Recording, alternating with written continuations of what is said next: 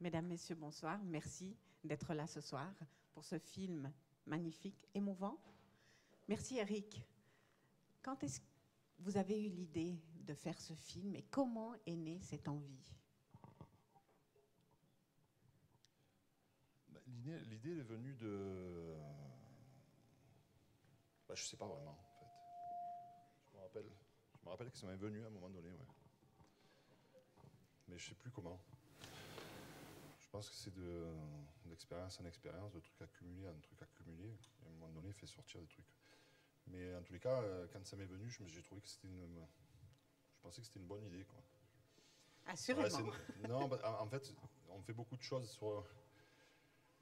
on se sert du football pour raconter beaucoup de choses. On a fait toute une série sur les lookings dans les villes, la rivalité entre deux clubs. Et donc, à travers l'histoire des clubs qui ont plus de 100 ans, quoi, on raconte souvent l'histoire d'une ville ou d'un pays, quoi.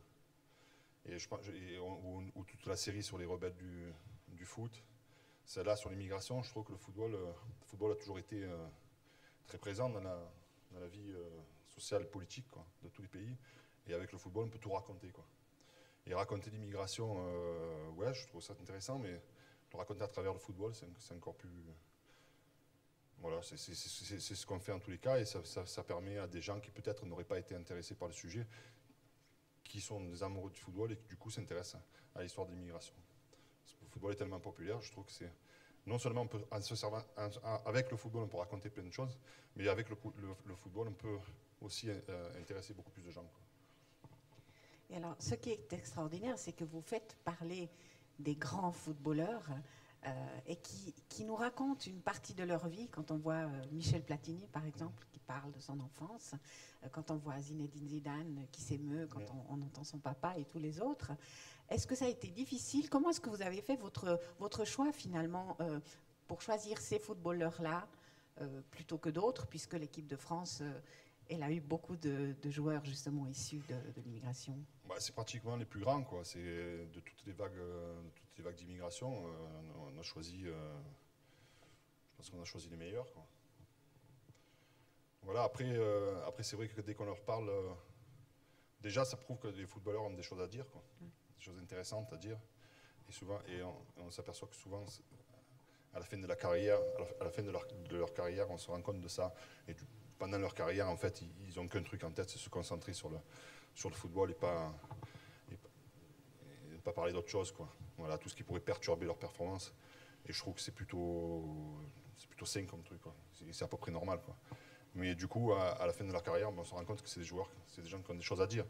Et évidemment, quand on rentre sur le truc des origines et de l'histoire de chacun et de leur famille, quoi, ouais, on touche voilà. Et puis je pense que le fait que moi je ne sois pas journaliste, que j'ai été un des leurs, quoi, ça facilite beaucoup de choses, quoi. Ils parlent comme ils parlent à un copain, quoi. Oui.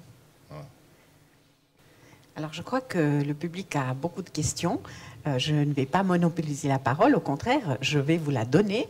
Et puis je vais voilà, ouvrir ce débat. Donc mesdames et messieurs, la parole est à vous. Ah, vous voulez que je sois là?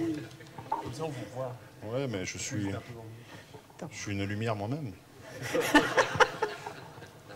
J'illumine cette salle. Absolument. Alors, oui, je crois qu'on va vous passer les micros. Merci.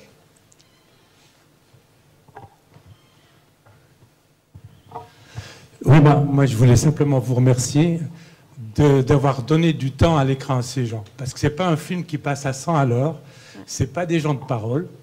Et vous leur avez donné du temps. Et c'est magnifique. Votre maman, le papa de Zizou, vraiment, ils m'ont arraché les larmes parce qu'il y a beaucoup de choses qui se passent sur les visages et vraiment, c'était magnifique. Donc, simplement pour vous remercier. Voilà. Merci beaucoup. Merci. D'autres questions?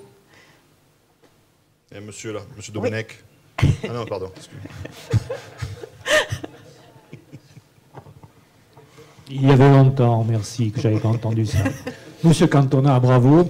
Je voulais vous demander si vous aviez rencontré à travers votre carrière des gens qui venaient d'ailleurs que d'un milieu populaire. On a l'impression que dans votre film, les génies du football, c'est que des petites gens. Est-ce que vous avez rencontré des gens qui venaient d'une catégorie socio-professionnelle, on va dire, élevée? Dans ma carrière de joueur? De footballeur, oui, et des bons surtout. Ouais. Non, pas vraiment, hein. Je crois pas. Mais non, le football est un sport populaire et qui se pratique souvent dans les quartiers difficiles. C'est pour ça que la plupart des grands sont issus des différentes vagues d'immigration, qui évidemment, quand ils arrivent ici, c'est pour fuir un pays, pour fuir la pauvreté. Et quand ils arrivent en France, ils vivent dans des quartiers difficiles. Et voilà. Donc c'est toujours été comme ça. Mais je pense peut-être qu'il doit y en avoir. Hein. Il doit y en avoir, mais... Il doit y en avoir. Mais j'en ai jamais rencontré, non. C'est un sujet pour un prochain film, Eric. Oui. Ouais. Je ne sais pas si ça m'intéresse vraiment, mais... Alors, j'ai bien aussi aimé ce film parce qu'il y a une femme dans ce film, un portrait magnifique. Est-ce que ça a été difficile? Parce que ce film, en fait, il nous émeut beaucoup parce qu'il y a beaucoup de pudeur. Et comme le disait monsieur, tout se passe dans les regards. Alors, comment est-ce que vous avez convaincu votre maman de participer à ce film? Comment je l'ai... Ça n'a pas été très, très compliqué de la convaincre. Ma mère, c'est pas une dame qui parle beaucoup, quoi. Voilà. Encore une fois, comme je disais tout à l'heure, j'aurais voulu en fait interviewer tout le monde là où ils ont grandi, quoi. Alors c'est pas facile avec les emplois du temps des uns et des autres. Mais ma mère est née en 1942, donc mes grands-parents ils sont arrivés en 1939 dans les camps de réfugiés à Argelès, par les Pyrénées. Et après quelques mois, quoi, ils ont demandé à mon grand-père et d'autres, ils étaient fortement conseillés d'accepter d'aller dans le Cantal pour construire le barrage dans le Cantal, où il y avait donc des milliers de gens qui construisaient ce barrage. Et ma mère est née là-bas, quoi. Voilà. Mais elle n'était jamais allée dans ces camps. Et donc c'était important pour moi de l'interviewer là-bas.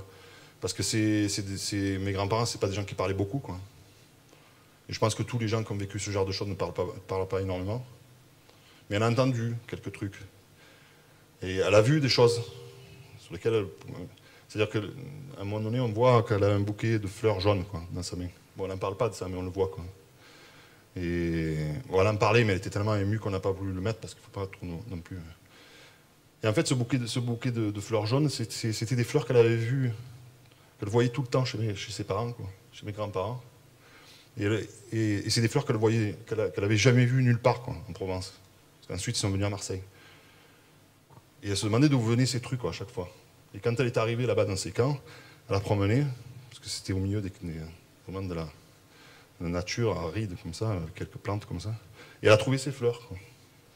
Et donc elle a pu mettre du coup, je comprends pourquoi.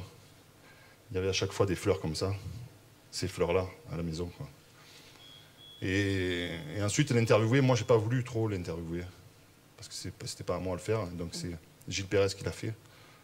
Et qu'il a bien fait. Voilà, moi j'étais à côté, évidemment. Et je pense que ça a été pour elle important. Important de pouvoir parler de ça et important pour elle d'aller là, dans ces camps, à Argelès, quoi. Voilà. Alors, est-ce qu'il y a encore une autre question? Oui. On va commencer par monsieur. Voilà. Désolée. Bonjour, félicitations. Juste une petite question. En fait, tu t'arrêtes à ta propre génération de footballeurs. Tu ne vas pas été plus loin, par exemple, à t'intéresser à l'équipe de France d'aujourd'hui ou aux joueurs, par exemple, d'aujourd'hui? Je me suis arrêté à Zidane. On a joué ensemble, mais lui commençait, moi je finissais. Donc je me suis arrêté à Zidane, les autres, ils n'ont pas fini leur carrière. Voilà, c'est important pour toi que c'était Ouais, comme ce que je disais quand j'ai commencé, c'est des joueurs qui sont en pleine carrière, et qui n'ont pas envie je pense qu'ils n'ont pas envie de rentrer dans ce genre de débat, quoi. Voilà, c'est des débats compliqués, ils n'ont pas envie de rentrer dans ce genre de trucs, ils sont en pleine carrière, ils veulent jouer, ils ne veulent pas être dérangés par quoi que ce soit. Et ils ont sans doute raison, quoi. Voilà. Et puis, ils n'ont pas fini leur carrière. Le reste, c'est que des joueurs qui ont fini leur carrière et qui ont... voilà, on sait qu'ils ont une grande carrière, et puis le reste, c'est des jeunes joueurs, quoi. On ne sait pas comment ça va finir, quoi. Voilà. Oui, Jean-Pierre, et ensuite Madame. Jean-Pierre? Et puis surtout, on parle beaucoup de la dernière vague qui sont les ex-colonies françaises, quoi. Voilà, l'Afrique, donc avec Tigana, le Mali, et Boli, la Côte d'Ivoire, et Zidane, l'Afrique du Nord. Donc, si on avait pris un nouveau, on aurait raconté la même histoire aussi, quoi. Oui. Même si chaque histoire est particulière. Puis quand vous aviez joué en Angleterre, n'étant pas anglais, ou pour les joueurs comme Zidane en France, est-ce qu'on ressent où il y a des remarques par des joueurs du pays même, péjoratifs ou négatifs ou mais je pense que c'est différent quand on va jouer dans un pays. C'est pas la même chose, quoi. C'est pas vraiment la même chose. Quand on va pour jouer dans un club, sachant que bon, moi j'ai joué en Angleterre, j'étais français. Voilà, je suis français qui va jouer en Angleterre. Je pense que c'est différent des joueurs qui sont issus des vagues d'immigration, où leur famille a grandi là, ils sont nés là dans le pays, ils sont français avec des origines fortes. Quand on voyage joueur aujourd'hui, c'est même presque plus rien dire, puisqu'il y a des clubs à l'étranger qui ont 10 ou 15 joueurs étrangers dans leur équipe, quoi. Je ne pense pas que ce soit la même chose, quoi. Ou alors c'est un autre sujet, quoi. Oui, attendez, il y a une dame derrière, et puis après je reviens vers vous, Madame. Oui.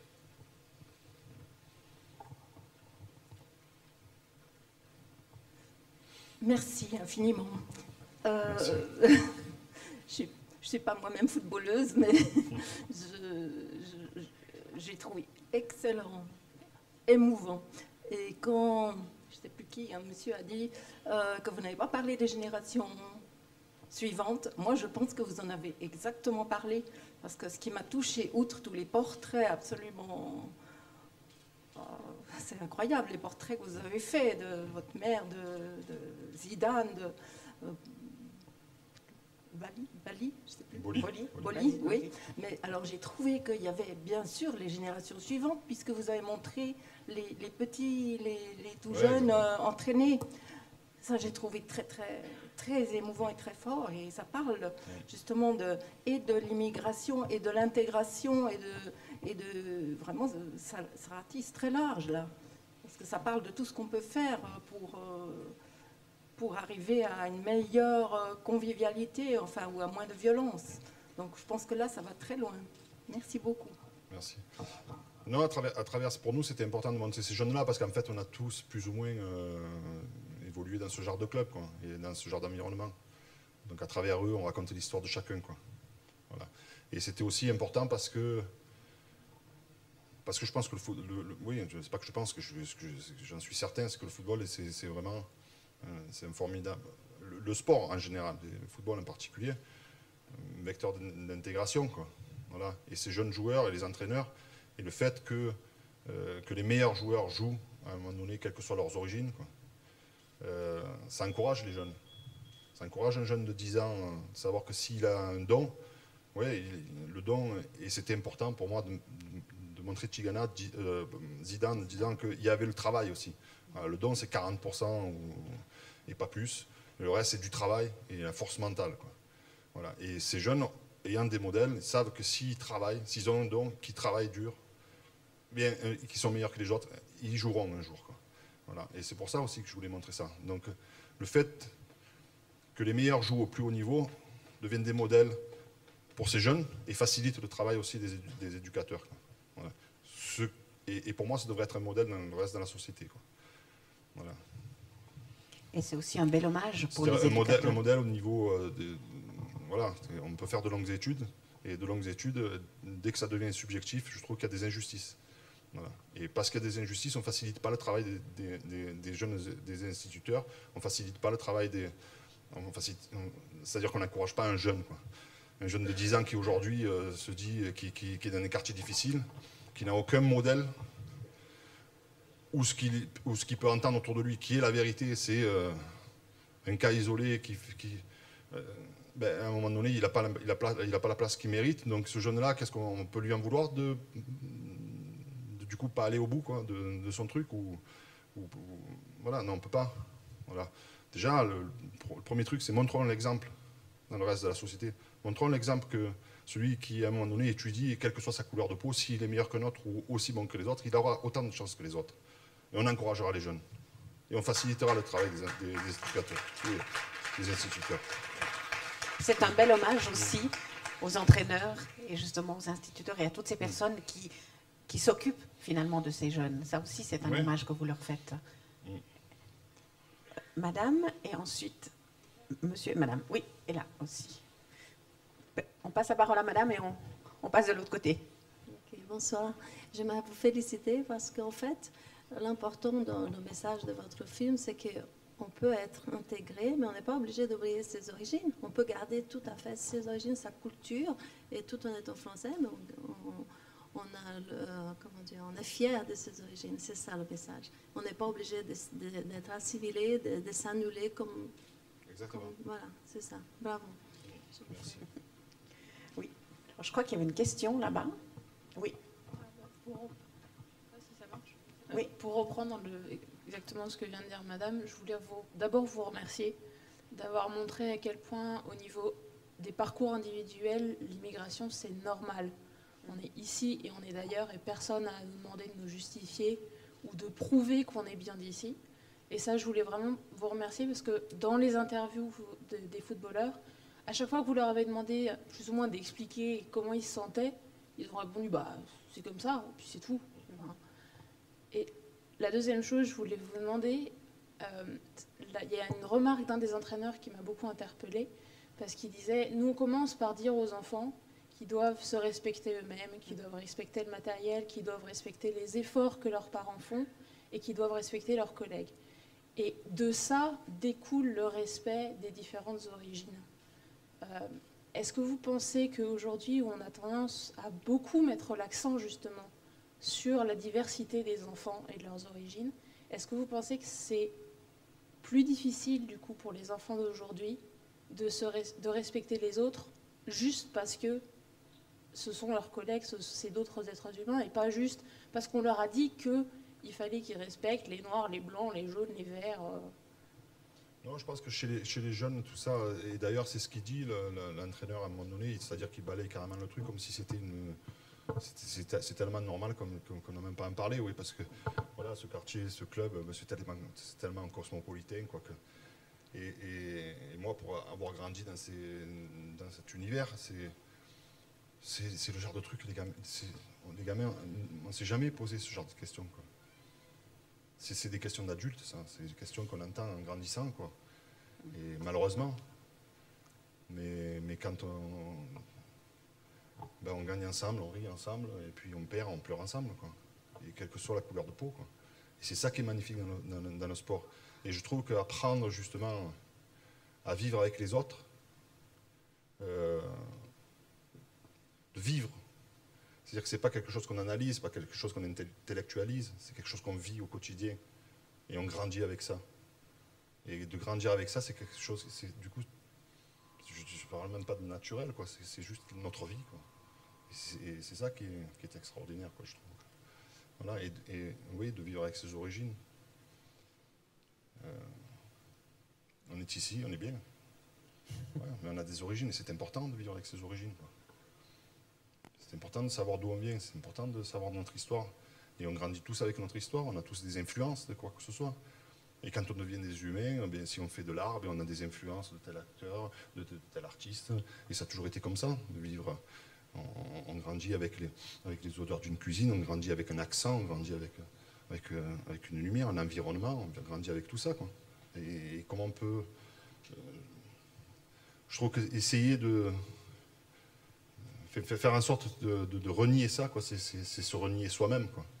Et c'est là le danger, quoi, je trouve. Ouais, de grandir avec ce que nous sommes, ce que nos origines ont fait.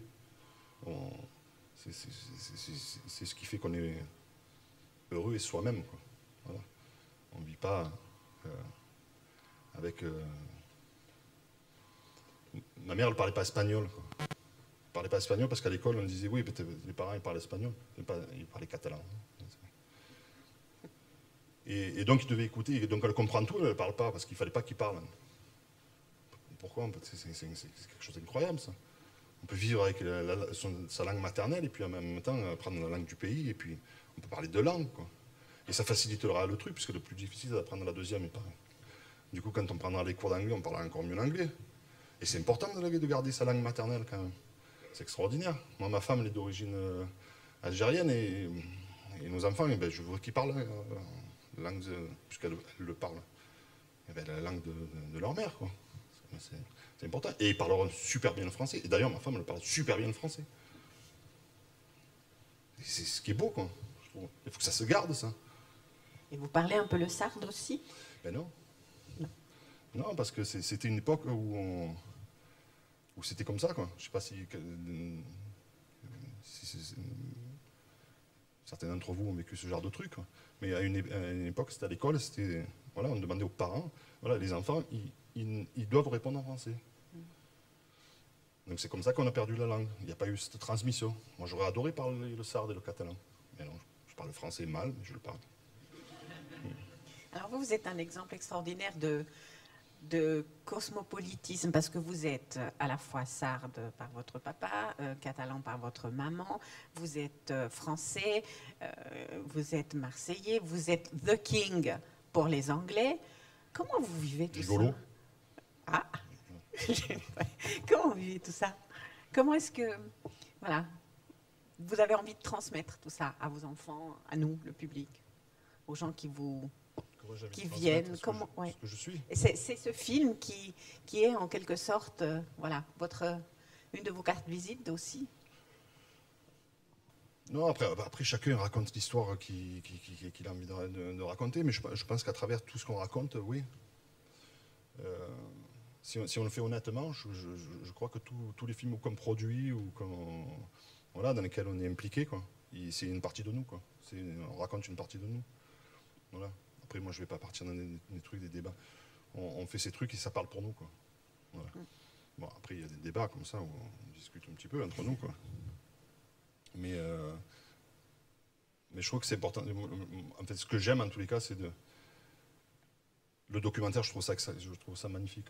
Je trouve ça magnifique parce que du coup, on s'enrichit soi-même, quoi. Voilà. Et c'est un sujet, on a une idée, on a envie de faire quelque chose, ouais, c'est beau. Mais après, on rencontre des gens, il y a des gens qui nous parlent de l'histoire. On apprend des choses soi-même, on s'enrichit soi-même. Et on s'enrichit de rencontres et d'expériences, de particularités. Je trouve ça magnifique, je trouve ça très beau. Et du coup, c'est une part de nous, quoi. Et surtout, à cette époque, c'est important de transmettre toutes ces valeurs. Oh, je crois qu'à toutes les époques, c'était comme ça, justement.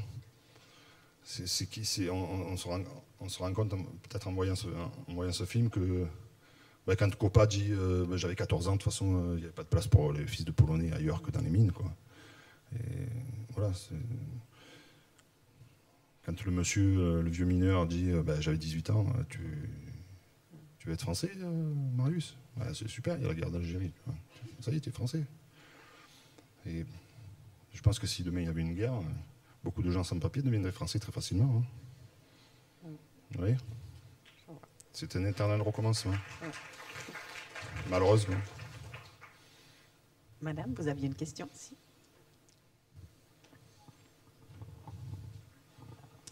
Merci beaucoup pour ce film, moi qui m'interpelle à plus d'un titre parce que j'adore le football depuis que je suis petite, que je suis d'origine algérienne, donc l'histoire du papa de Zinedine, c'est celle qu'a vécu mon papa. Donc on est bien, merci pour tous ces témoignages, les témoignages puissants que vous avez recueillis, qui mettent de belles valeurs, les belles valeurs du sport en exergue. Moi je me pose des questions, maintenant j'ai une question un peu plus prospective par rapport à ce que devient le football. Est-ce que l'argent, on a l'impression qu'il est en train de dévoyer beaucoup de choses, qu'il pourrit quelque part. Alors, qu'est-ce que va devenir le football? Moi, je crois qu'il y a toujours eu beaucoup d'argent dans le football. Il y a toujours eu dans le football plus d'argent qu'ailleurs, quoi. Ça a toujours existé, ça. Alors aujourd'hui, ça a pris des proportions parce qu'il y a une telle médiatisation. Moi, je me rappelle quand j'étais petit, si je voulais voir des buts étrangers, il y avait 2 buts étrangers à Stade 2 à la fin l'émission, quoi. Et on attendait ça, et puis après ça, ben, c'est demain à l'école, quoi. Et aujourd'hui, on peut voir tous les matchs. On peut voir tous les matchs qu'on veut. Donc en fait, je ne sais pas si ce système pour les joueurs, j'en suis pas certain. Mais parce que je pense que ou j'ai envie de croire, mais j'en suis certain, que les joueurs, c'est des vrais passionnés du jeu et que si ils devaient payer pour jouer les plus grands matchs avec les plus grands joueurs dans les plus grandes équipes, ben, ils le feraient, quoi. Si on demande à n'importe qui ici, est-ce que tu as envie de jouer demain un match, une finale de coupe, un match, tout le monde dirait oui, évidemment. Et tous ces joueurs qui ont rêvé de devenir un jour des grands joueurs, c'est pour vivre ce genre de moment. Et donc ils auraient payé pour ça. Et ils sont payés pour ça. Et ils sont payés oui, des grosses sommes. Oui. Mais c'est qui fait ce système? C'est la médiatisation du football. C'est-à-dire que s'il n'y avait pas autant de matchs télévisés, si tous les jours on ne parlait pas du football autant qu'on en parle dans les journaux, les sponsors ne paieraient pas autant d'argent pour être sur un maillot autour d'un stade. S'il n'y avait pas une telle médiatisation, il n'y aurait pas eu des présidents comme Berlusconi ou Tapi qui se sont investis dans le football à des fins politiques. Il n'y aurait pas des Abramovich, qui sont des multimilliardaires que personne ne connaît et qui viennent dans le football parce que du coup on les connaît. Tous ces gens-là n'existeraient pas et il n'y aurait pas tout cet argent dans le football. Si aujourd'hui vous organisez un événement sportif, n'importe où, on vous demande c'est quoi ton plan média? Voilà, vous allez voir une marque, vous avez besoin de sponsors. Le mec il va vous dire, ben oui, mais ok, bon, c'est quoi le plan média? Il y a combien de gens qui vont me regarder, quoi? Et selon combien de gens qui vont te regarder, il va te donner, c'est proportionnel, l'argent qu'il va donner est proportionnel au nombre de gens qui vont le regarder. Donc c'est qui crée ce système? C'est les médias. C'est la médiatisation du football. Et c'est eux qui dénoncent, c'est eux qui en veulent aux joueurs d'avoir gagné autant d'argent, alors que c'est eux qui créent le système, quoi. Voilà. Moi, je pense que les joueurs ne sont pas pervertis par l'argent. Parce que les grands joueurs continuent de nous faire rêver, quoi. Messi, Ronaldo, les plus grands joueurs continuent de nous faire rêver. Parce que c'est des joueurs qui jouent comme ils jouaient dans la rue, quoi. Voilà. Derrière tout ça, il y a énormément de travail, qui continuent de travailler. Voilà. Donc pour moi, les joueurs, ils sont pas... Les joueurs continuent de nous faire rêver, ça continue d'être des grands joueurs. Et d'ailleurs, de voir des joueurs comme ça qui jouent 80 matchs par saison et qui marquent 50 buts par saison, aujourd'hui, je crois que ça n'a jamais existé, quoi. Ça existait dans les années 50 quand les matchs finissaient 7-6, quoi, ou 5-4, et encore. Je crois qu'ils ne mettaient pas autant de buts que... Donc c'est des joueurs exceptionnels. Et ils gagnent énormément d'argent, et tant mieux, parce que c'est important quand même que les principaux acteurs prennent leur part, quoi. Oui, là-bas, on retourne de l'autre côté. Bonsoir. Dans les témoignages de Luis Fernandez, à un moment, il dit « Si je rate le penalty, je vais être considéré comme espagnol.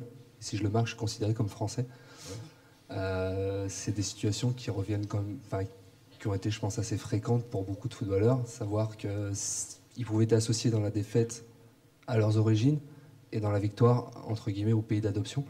Est-ce que c'est une volonté de votre part de ne pas l'avoir mis en parallèle par rapport à ceux qui ont réussi et qui sont présentés dans le document? C'est-à-dire pas en parallèle par rapport à ceux qui ont réussi, je comprends pas. C'est-à-dire que là, on voit des joueurs qui ont réussi, qui sont une minorité, des grands joueurs qui restent une minorité, par rapport à d'autres qui ont été aussi très bons, mais qui, par la suite, ont été un petit peu reniés parce qu'il est associé à une défaite ou pas suffisamment mis en avant. Je prends l'exemple de Karambeu, par exemple, qui s'est toujours considéré comme Kanak, et qui a mis ces éléments en avant, qui à un moment donné a été un petit peu renié au niveau... je pense qu'il a fait sa carrière quand même au niveau international, quoi. Oui, tout à fait, mais il n'a pas forcément connu la même fin que peut avoir eu Zidane, alors qu'ils ont participé. Ouais, mais après, je pense que c'est des commentaires, quoi. C'est des commentaires de journalistes, enfin pas de journalistes, même, c'est des commentaires de comptoir, quoi. Ça finit comme ça. Et ouais, il peut y avoir énormément de gens qui peuvent dire ça parce que c'est le football, c'est par ignorance souvent, et malheureusement c'est comme ça, ouais. Et non, pour nous c'était important de mettre Fernandez disant ça après un match légendaire, quoi. Voilà, après ce match contre le Brésil qui est un match référence un peu dans l'histoire du football français, quoi. Ouais, s'il avait raté ce penalty, il aurait été espagnol, mais c'est vrai. Et ouais, c'est une façon de parler aussi de.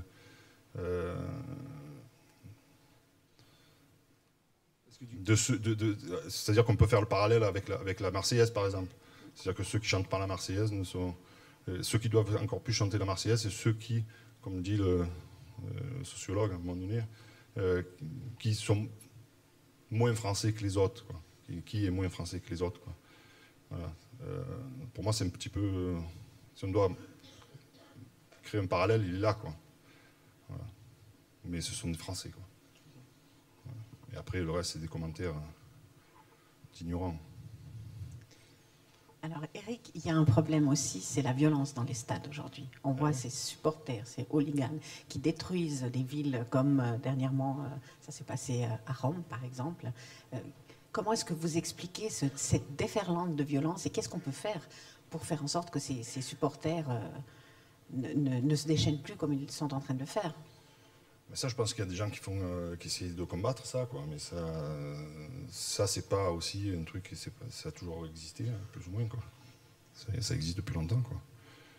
Malheureusement, on le combat, quoi. On fait ce qu'on peut pour le combattre. Mais le stade de football a souvent servi ouais, mais plus que d'exutoire, c'est-à-dire qu'on a fait, par exemple, un documentaire sur Carlos Caselli, qui était un grand joueur chilien et qui a combattu la dictature au Chili. Et le régime de Pinochet, tous les gens qui prenaient, il les mettait dans les stades. Voilà. Et souvent, les stades ont servi à ça. Et les stades servent aussi de messages comme ça, politiques, quelque part. Hein. Voilà, est-ce que c'est des amoureux du football? Je pense pas. Je pense que c'est une tribune pour eux. Quoi. Une tribune pour faire passer des messages. Mais je pense que ça se combat et ça continue d'être combattu. Et puis, voilà. Oui, mais dans l'idéal, il faudrait... Si ça pouvait ne plus exister, tant mieux. Est-ce que vous pensez que les footballeurs pourraient aider en faisant, je ne sais pas, un appel, par exemple, parce que vous êtes des symboles, vous êtes admirés, vous êtes écoutés? Mais ils le font, le joueur. Je ne pense pas qu'il y ait un joueur qui cautionne ce genre de truc. Jamais, je crois pas que ça a existé, quoi. Non, ils ne contrôlent pas ce genre de truc des joueurs, quoi. En tous les cas, l'important, c'est qu'ils ne le cautionnent pas. Et ils ne le cautionnent pas. Oui, monsieur? Oui, un combattant avec des trucs, des messages contre le racisme et tout le reste, quoi. Ouais. Les instances du football le font. L'UEFA, la FIFA le fait. Monsieur? Et ils ont des messages contre la Corée. Ouais, oui, alors bien sûr, félicitations pour ce magnifique documentaire. Moi, je me posais la question sur les interviews. On a l'impression que c'est que des premières prises. Ouais. Est-ce que c'est... Ah, mais c'est des premières prises. Voilà. Ah bah, non, oui. Voilà, parce qu'il y a une telle... l'émotion, bien sûr, et puis il y a une telle sincérité. Est-ce que, évidemment, vous connaissant, est-ce que c'est votre côté instinctif et puis qui cherchait à transmettre l'émotion? Est-ce que vous avez cherché ça ou... On cherchait à ce que les gens nous racontent. Voilà, oui, on préparait nos interviews selon les gens qu'on interviewait, parce qu'ils n'ont pas tous la même histoire, ils n'ont pas tous les mêmes origines. Oui, évidemment. Après, ce qu'il y a de magnifique dans le documentaire, c'est que c'est que des premières prises, quoi. Voilà, on ne peut pas dire à quelqu'un de répéter quoi que ce soit. Ce n'est pas des acteurs, et c'est ça qui est formidable. Et qui, en même temps, peut être périlleux, parce que, justement, c'est l'importance de bien préparer de bien préparer ces interviews. Voilà, mais comme je le disais tout à l'heure, le fait que je ne sois pas journaliste, ça a facilité tout ça, quoi. Ouais. Non, parce que ce sont des joueurs qui ont une telle expérience des médias, quoi, qui ont l'habitude de mettre une barrière entre les trucs et de savoir. Voilà. Et je suis bien placé pour le savoir. Et là, il parlait comme... Mais pour moi, le plus important, c'est de ne pas les avoir trahis, quoi. Et d'avoir reçu des messages après la diffusion de tous. Voilà. Étant fier d'avoir laissé quelque chose, un témoignage pour eux, mais surtout pour leur famille, quoi. Voilà. Et ça, c'est éternel. Et ce qu'ils m'ont donné, et l'âme. Parce qu'il y a ce qui se dit, et puis il y a ce qui est à l'intérieur, quoi, de tout ça, quoi. Voilà, pour moi, je ressentis quelque chose profondément. Pas obligatoirement dans les mots, quoi. Aussi dans les mots. Et c'était, pour moi, c'était important de rester fidèle à ça, quoi. Voilà. Je voulais qu'ils soient fiers de ça. Je voulais respecter l'âme de chacun. Et je crois que je l'ai respecté. Y compris celle des mineurs et tout le reste, quoi. Pas simplement les grands joueurs qui sont déjà médiatisés, et aussi des mineurs qui ont eu la possibilité de parler. Et pour moi, c'était important de respecter ça aussi chez eux, quoi. Partout. Voilà. D'autres questions? Et je crois qu'il y a Madame Tessier. J'ai croisé Madame Tessier, Madame Soleil, là, non? C'est pas ça? Elle est partie. Elle est partie. Ah, elle est partie. Elle est partie. Ouais. Elle est partie. Parce qu'elle était sûre qu'on allait lui poser cette question, donc elle s'est dit, il vaut mieux que je me défile là. Je crois que monsieur a une question, oui? Ah, voilà les micros. Ça marche? Oui. Alors, je suis immigré, anglais, et je suis venu en France d'abord et en Suisse pour jouer au football, mais pas au niveau de ces messieurs-là. Et je suis là pour vous engueuler, monsieur Cantona, parce que je suis de Sunderland. Et à Sunderland, on a voté pour le meilleur but jamais marqué contre Sunderland. Et bien sûr, ça tombe sur monsieur Cantona, devant le Stretford End 2-0. Mais vous savez qui vous devriez engueuler? Ah, vous devriez engueuler celui qui était le gardien de but de Sunderland à ce moment-là. Non, mais c'est vrai en plus, parce que c'était un gardien de but, Pérez, qui est français, ah, oui, avec lequel j'ai joué à Nîmes, ah, d'accord. qui était un jeune gardien, qui a joué ses premiers matchs avec Nîmes, que j'ai encouragé, que j'ai essayé de mettre à les meilleures dispositions pour qu'il s'exprime, puisque je jouais depuis quelques années, je jouais déjà en équipe de France, tout ça. Et je le retrouve là. Et dans le tunnel, avant de rentrer au match, je viens pour lui serrer la main. Parce que c'était un copain quand même. Et il me regarde de haut comme ça, genre. Il n'a pas voulu me serrer la main, comme s'il allait m'impressionner, quoi. Vous voyez? On allait jouer un match. Bon, on a gagné 5-0 et j'ai marqué ce but. Et je pense que s'il n'avait pas fait ça, j'aurais pas marqué ce but. Et j'aurais pas eu cette attitude parce que c'était un petit peu pour lui aussi. Je ne crois pas du tout. Je ne crois pas du tout. Mais je dois. J'ai une deuxième raison de vous engueuler aujourd'hui. Parce que d'abord, vous avez programmé cette séance 4 heures l'après-midi, un samedi. Et il y a le championnat anglais en ce moment. Et on joue actuellement. Non, mais Sunderland, ils ont perdu de toute façon. Malheureusement, on a perdu cet après-midi 2-0. Voilà, mais je ne savais pas. Et où est-ce qu'on a perdu?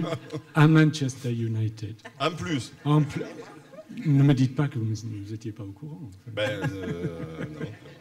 C'était l'esprit qui était là. Je savais que Manchester avait gagné, mais je ne savais pas que c'était Non, mais merci vraiment infiniment merci, pour ce monsieur. film. J'ai vraiment, malgré le fait que j'ai loupé un match de Sunderland cet après-midi, ça valait la peine, ça a valu la peine, et la peine, pas le peine.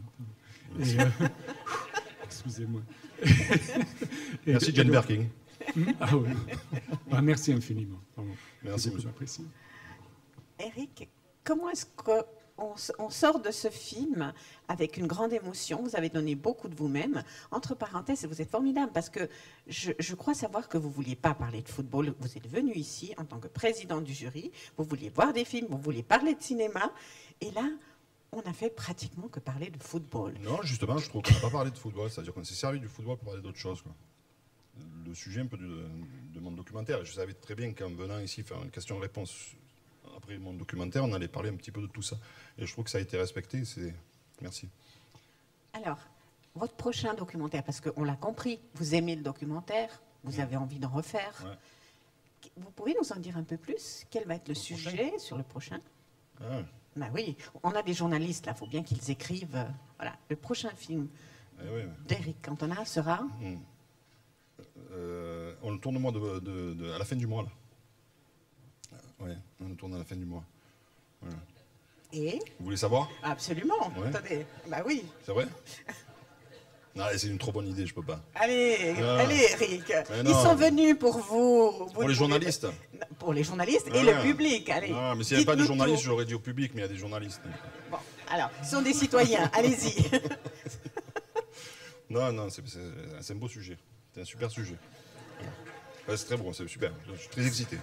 Non, mais attendez, Eric, vous devrez revenir pour nous en parler alors. Ben, je reviendrai avec. Hein, on va je pas reviendrai vous avec, et puis comme un petit bébé, quoi. Non, dites-nous. C'est sur non, je vous assure. C'est. Les coriaces, Eric Cantona. Pourquoi? Non, vous insistez. Absolument. Je suis là pour ça, Eric. Non, c'est bon. Je peux vous chanter une chanson si vous voulez, mais... Et votre prochain film en tant qu'acteur, alors à ce moment-là, est-ce que vous pouvez nous en dire plus? Ah, j'ai fini de tourner avant-hier, ouais. C'est pour ça que j'ai la barbe un peu longue. Je sais parce que c'était très difficile de vous atteindre. Et on me disait, il tourne Oui. sur une île. À l'île de Groix, Voilà, en Bretagne. exactement. Ouais, qui est une île magnifique. Si vous avez l'occasion d'y aller, c'est extraordinaire. Et ce film, on peut le voir Je quand? pense que c'est 9 mois, 1 an, quoi, de temps de faire des montages et tout le reste, quoi. En général, c'est 8-9 mois. Genre de trucs comme ça. 10 mois. Je pense que ça sera beau aussi. Ouais, ça sera super beau. Alors, vous l'île êtes... de Groix, c'est même beau, quoi. Et moi, à l'île de Groix, alors c'est... Vous nous emmenez tous là pour faire la première à l'île de Groix. Alors, vous êtes là en tant que président du jury de ce festival que vous aimez beaucoup. Oui. Dites-nous, comment vous l'avez connu ce festival? Parce qu'il y a une histoire derrière. Je suis venu l'année dernière avec ma femme qui était dans le jury, et puis je l'ai découvert en fait, parce que je ne connaissais pas, alors que ça fait quelques années que ça existe. Et j'ai trouvé ça vraiment... Et puis là, encore aujourd'hui, quoi. C'est-à-dire tous les documentaires qu'on voit tous les jours, on apprend plein de choses. On apprend des choses. On apprend des choses. Voilà. On voyage, on apprend des choses. On a des points de vue, évidemment, il y a des points de vue de cinéastes, tout ça. Mais on apprend des choses sur l'histoire. Il y a des choses qui sont racontées, des choses importantes qu'on doit raconter. Voilà. Et le raconter par le documentaire, il y a quelque chose de très fort, je trouve. Voilà. Et au plus ça va, au plus j'aime le documentaire. Parce que c'est quelque chose de... Voilà, parce que c'est... Même en tant qu'acteur, je trouve que c'est des sources d'inspiration, quoi. Je trouve qu'on apprend plus à voir des gens parler réellement, quoi, que voir des films. Voilà. Dans des situations particulières qu'on ne voit pas tous les jours. Voilà. Et donc je crois que c'est un festival essentiel. Vraiment. Et tellement que on reviendra tout le temps. C'est ce qu'on se disait avec ma femme. Pas hier en se couchant, hein. Mais c'est ce qu'on se disait. Et même pour les enfants, quand ils grandissent, d'amener les enfants ici et de voir pendant une semaine tout ce qui se montre et les débats qu'il y a aussi autour de tout ça, quoi. Je crois que c'est vraiment important. Voilà. Merci. Et le public aura la chance de vous revoir demain, de revoir ce film demain. D'accord. Et vous serez là. On y sera. Et je crois qu'on peut vraiment vous remercier de cet échange. Merci. C'était magnifique. Merci beaucoup. Merci Eric. Merci à vous. C'est formidable. Merci. À bientôt. Bonne chance. Bonne continuation.